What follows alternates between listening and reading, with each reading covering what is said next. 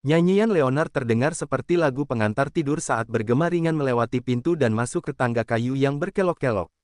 Pikiran Klein langsung menjadi tumpul. Dia merasa seperti melihat cahaya bulan yang hening, dan danau dengan riak yang tenang. Kelopak matanya dengan cepat menjadi berat, seakan-akan dia akan tertidur dalam keadaan berdiri. Di tengah sensasi yang tidak jelas ini, ia juga merasakan suatu pikiran yang aneh, tidak berbentuk, dan terhiraukan pada punggungnya. Rasanya seakan-akan ia sendiri yang mengembara di dunia roh. Perasaan deja vu yang membingungkan menyelimuti saat Klein tiba-tiba menemukan jalan pikirannya sekali lagi. Dengan persepsi spiritualnya yang kuat dan keakraban yang luar biasa dengan kogitasi, dia nyaris tidak bisa lepas dari pengaruh Midnight Put. Namun, dia tetap tenang dan hampir tidak bisa membangkitkan emosi apapun. Tak lama kemudian, Leonard berhenti bernyanyi dan menoleh sambil tersenyum. Aku sedang mempertimbangkan untuk meminta izin Kapten untuk mengajukan permohonan sebuah kecapi Veina Potter. Bagaimana mungkin tidak ada musik pengiring saat bernyanyi? Hehe, aku hanya bercanda. Aku bisa mendengar mereka tertidur. Nighthawk berambut hitam dan bermata hijau dengan aura puitisnya melangkah maju dan berjalan ke pintu yang memisahkan mereka dari para penculik dan sandera. Tiba-tiba ia menggerakkan bahunya dan melayangkan pukulan ke arah kunci pintu. Krek, papan kayu di sekitar kunci itu hancur dengan suara yang teredam. Ini membutuhkan kontrol yang tepat. Leonard menoleh dan tersenyum. Dia kemudian menjulurkan tangannya ke dalam lubang dan membuka pintu. Klein yang telah sadar kembali, tidak percaya diri seperti dirinya.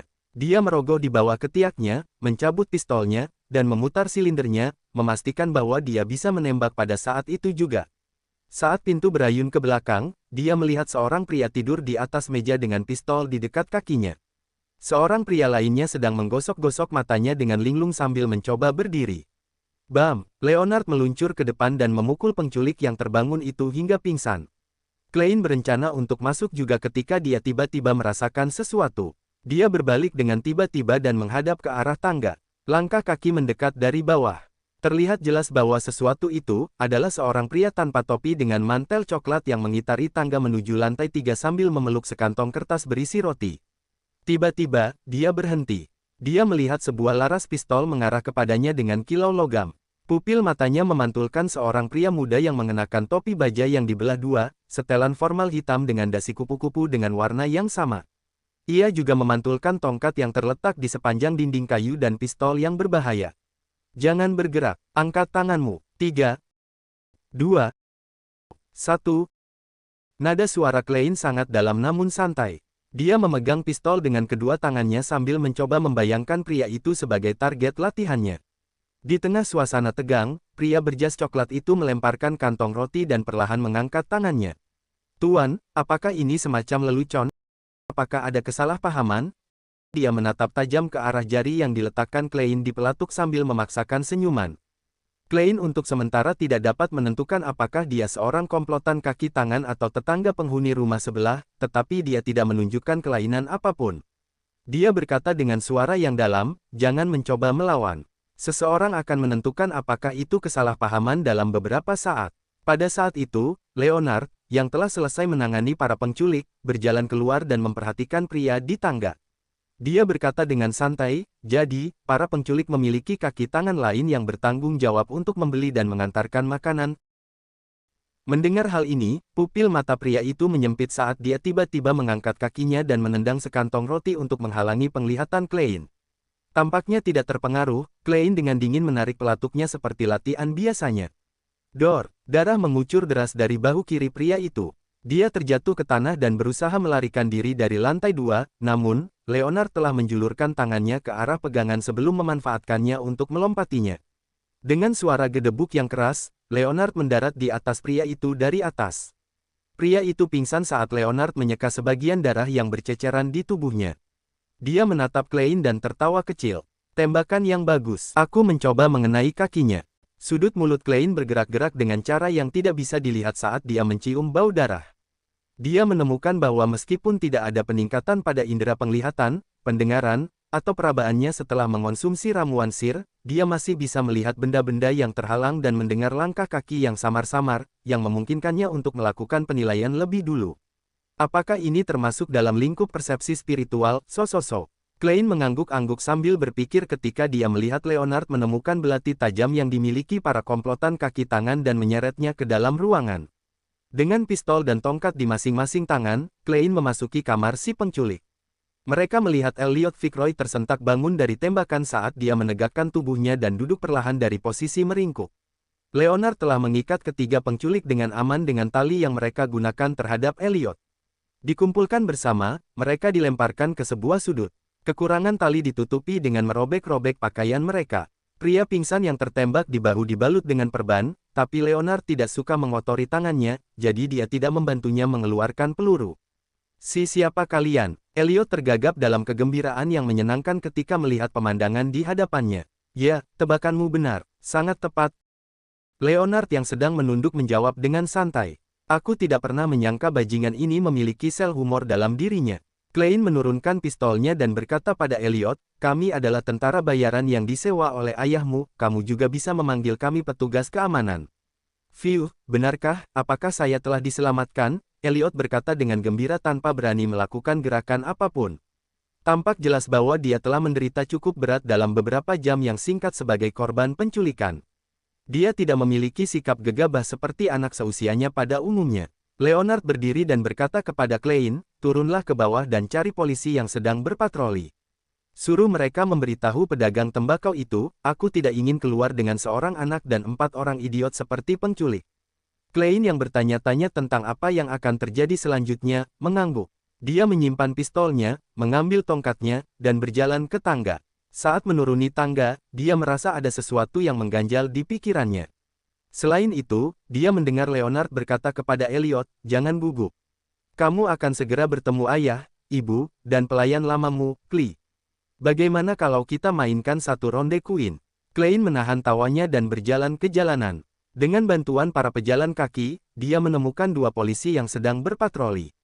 Dia tidak menggunakan lencana dan tanda pengenalnya sebagai anggota Departemen Operasi Khusus, sebaliknya, dia menggunakan identitasnya sebagai perusahaan keamanan profesional dan menceritakan kejadian tersebut secara faktual.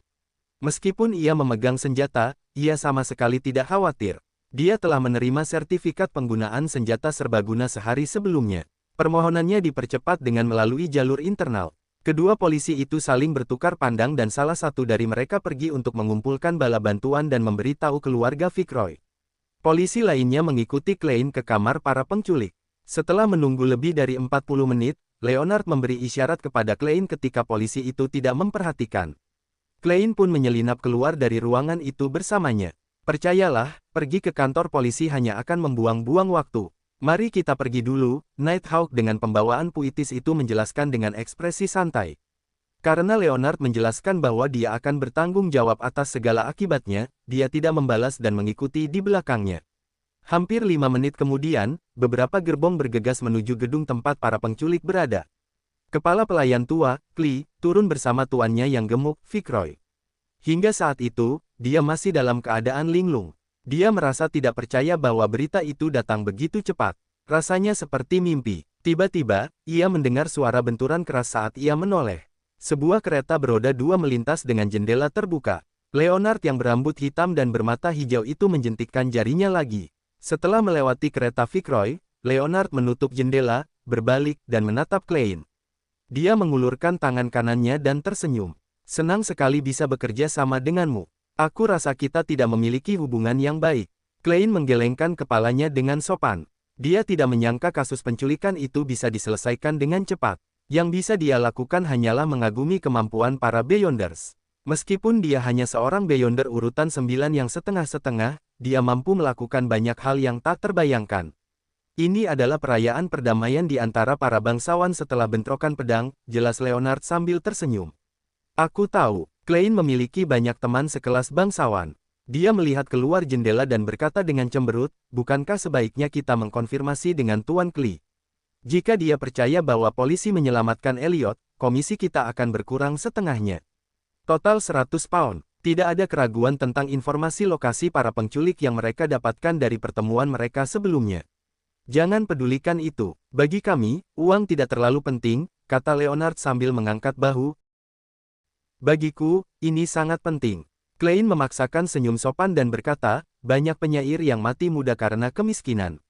Leonard tertawa kecil. Aku yakin Elliot tidak akan berbohong dalam hal ini, aku dapat mengatakan bahwa dia masih memiliki sedikit kepolosannya yang tersisa dalam dirinya. Namun, kamu juga tidak akan mendapatkan banyak dari komisi 200 pound itu. Berapa yang akan ku dapatkan? Tanya Klein segera. Seperti aturan yang tidak terucapkan selama ini, setengah dari komisi akan diberikan kepada Nyonya Oriana sebagai dana tambahan untuk tim. Sisanya akan dibagi di antara para anggota. Sayang sekali, kamu bukan anggota resmi, kamu hanya akan mendapatkan sekitar 10% dari setengah sisanya. 10 pound, itu juga tidak buruk. Klein berpura-pura merasakan cubitan saat dia bertanya, apa kau tidak khawatir para penculik akan menyadari bahwa mereka berada di bawah pengaruh kekuatan Beyonder setelah mereka bangun? Mereka tidak akan curiga, mereka hanya akan percaya bahwa cuaca saat itu bagus dan sangat kondusif untuk tidur, yang membuat mereka tertidur. Mereka bahkan akan percaya bahwa lagu itu hanya ada dalam mimpi mereka. Ini adalah sesuatu yang telah kami verifikasi sebelumnya, jawab Leonard dengan sangat percaya diri. Sebaliknya, peluru pemburu iblismu yang mungkin akan menimbulkan kecurigaan. Tentu saja, kamu sebagai orang aneh yang menyukai mistisisme akan menjadi penjelasan yang sangat masuk akal. Aku mengerti. Klein merasa lega. Dia terus merasa seperti dia telah melupakan atau mengabaikan sesuatu. Setelah kembali ke jalan Zutland, Klein tidak menunggu kedatangan Klee. Dia berjalan ke tempat Welk dan mengambil rute pulang yang berbeda. Dalam perjalanan, dia membeli daging sapi dan buah zaitun untuk makan malam. Makan malam itu menyenangkan seperti biasa, dengan 3 bersaudara yang sama mengobrol dengan santai. Akan tetapi, ada seorang pengunjung tambahan. Dia adalah seorang pekerja yang bertanggung jawab untuk mengumpulkan 1 sen untuk meteran gas. Malam mulai gelap ketika kakak beradik itu saling mengucapkan selamat malam dan kembali ke kamar masing-masing. Klein sedang tertidur lelap ketika ia tiba-tiba terbangun oleh suara yang tidak asing di luar. Dia membuka pintu dengan bingung dan tiba di luar kamar tidur yang tidak dihuni siapapun. Dia mendorong pintu yang berbintik-bintik dan melihat sebuah meja berwarna abu-abu. Ada sebuah buku catatan di atas meja dan sampulnya terbuat dari kertas yang keras. Warnanya benar-benar hitam. Perasaan deja vu yang membingungkan muncul di dalam dirinya saat dia berjalan mendekat dan membuka buku catatan itu. Halaman yang ia buka adalah sebuah gambar-gambar seseorang yang mengenakan pakaian yang indah dan hiasan kepala yang indah. The Fool. Di bawah The Fool terdapat sebuah kalimat dari Hermes. Semua orang akan mati, termasuk aku. Kengerian mencengkeram hati Klein saat dia tiba-tiba menyadari bahwa sudut mulut The Fool melengkung ke atas. Dia duduk dengan kaget saat dia melihat cahaya bulan merah menembus gordennya. Dia melihat rak buku dan mejanya serta siluet kamar tidurnya sendiri. Dia menyadari bahwa dia telah mengalami mimpi buruk. Sebagai seorang sir, dia tahu apa yang biasanya ditandakan oleh mimpi. Oleh karena itu, dia mulai dengan serius menelusuri ingatannya. Klein membeku ketika dia melakukannya karena dia tahu apa yang telah dia lewatkan hari ini.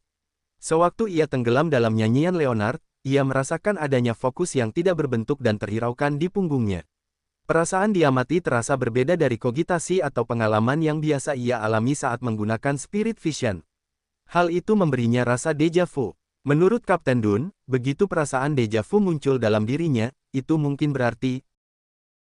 Klein tiba-tiba duduk tegak dan memastikan perasaan itu. Ya, itu buku catatan itu. Buku catatan keluarga Antigonus itu.